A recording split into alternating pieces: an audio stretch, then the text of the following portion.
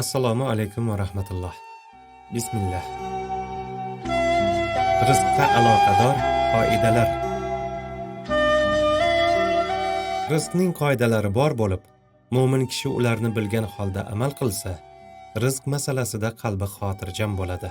Birinchi, rizq faqat mol-mulk emas. Ikkinchi, bandalarning rizqi Allohning zimmasida. Uchinchi, rizq Allohning fazlu karamidir. To'rtinchi, rizqlar azaldan yozib, taqsimlab qo'yilgan. Beshinchi, rizqlarning taqsimoti Allohning hikmati bilan bo'ladi. Oltinchi, kimning g'ami oxirat bo'lsa, dunyoning o'zi uning huzuriga keladi. Yettinchi, sadaqa tufayli mol dunyo kamaymaydi, balki ziyoda bo'lib, unga baraka kiradi. Sakkizinchi, talab qiluvchi va talab qilingan rizq. To'qqizinchi, mol dunyo ba'zan ne'mat, ba'zan uqubat bo'ladi. O'ninchi, mol dunyoning ko'p bo'lishi Alloh taoloning muhabbati degani emas. 11. Bandaning oxirati uchun mol dunyoning kamligi afzaldir. 12. Mol mulkingdan faqat oxirat uchun sarflanganigina senikidir. 13. Rizqqa shoshilib, harom yo'l bilan erishish mumkin emas. 14. Toat ibodat sababli rizq barakali bo'ladi. 15. Rizqingdan qochsang ham seni quvib yetadi. 16. Rizqni o'zingdan quyidagilarga qaragin. 17. So'rasang faqat Allohdan so'ra. 18. Izlamasang ham kelgan rizqni qabul qilgin. 19. Kasb hunar egasi bo'ling. 20. Rizq masalasida sabrli bo'lish. 21. Qaniydi deyishdan saqlaning. Birinchi qoida: rizq faqat mol-mulk emas. Allohga iymon ham rizqdir. Allohga ibodat qilish ham rizqdir. Nabiy sallallohu alayhi va sallamni yaxshi ko'rish ham rizqdir. Ilm ham rizqdir. Sihat salomatlik ham rizqdir. Chiroyli axloq ham rizqdir. Yaxshi nom ham rizqdir. Soliha ayol ham rizqdir.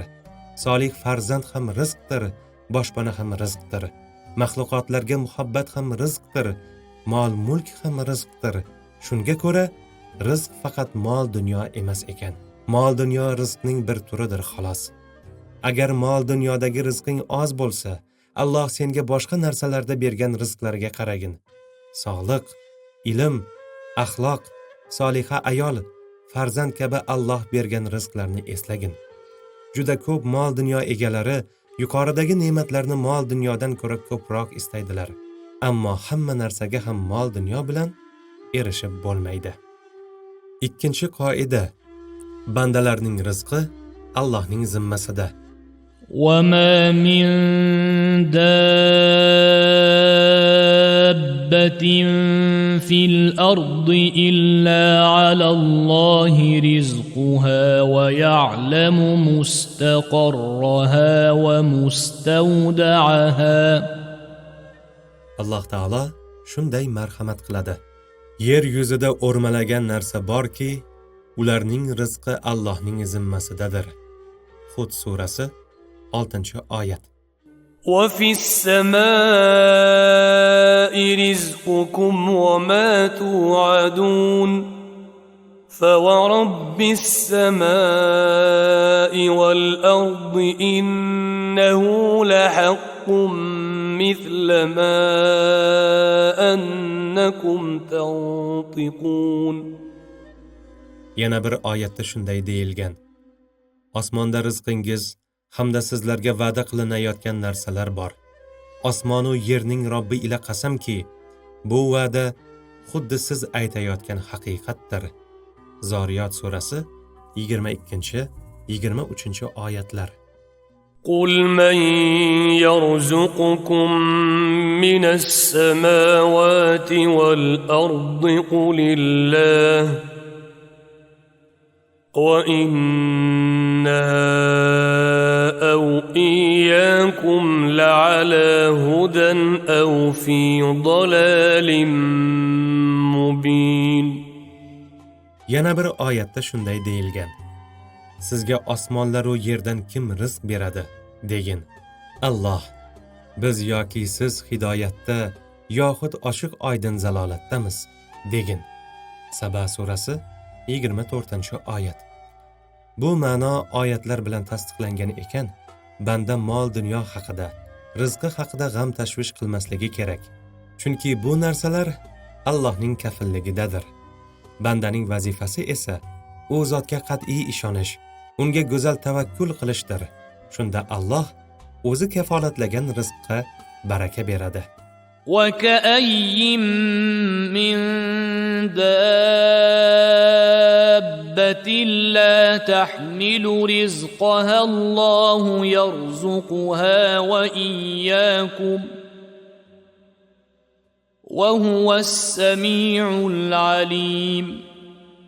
Alloh taolo shunday degan: o'zining rizqini ko'tara olmaydigan qanchadan qancha jonzotlar bor. Alloh ularga ham, sizlarga ham rizq beradi.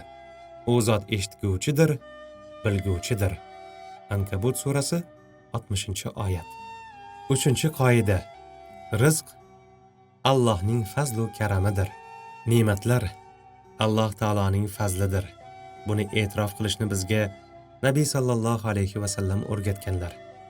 U zot Alloh taologa duo qilib, menga bergan ne'matlaringni ham tan olaman der edilar. Sahihul Buxoriy 6306-hadis.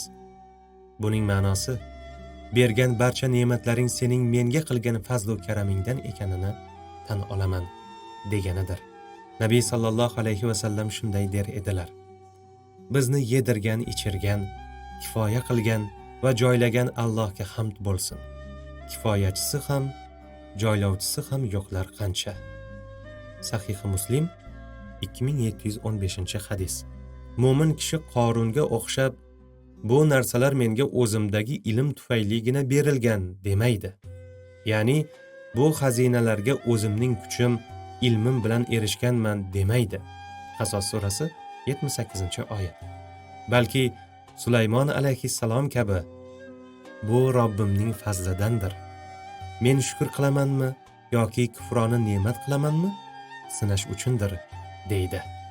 Naml surasi 40-oyat. Bu ikki qarash o'rtasida juda katta farq bor. Rizqim o'zimning aql farosatim, harakatim tufayli keladi deb o'ylash bilan sabablarni ado qilib, qalbida rizq beruvchi Razzoq faqat Alloh deb e'tiqod qilish, faqat u zotdan umid qilish o'rtasida yer bilan osmoncha farq bor. Assalomu alaykum va rahmatullohi va barakatuh.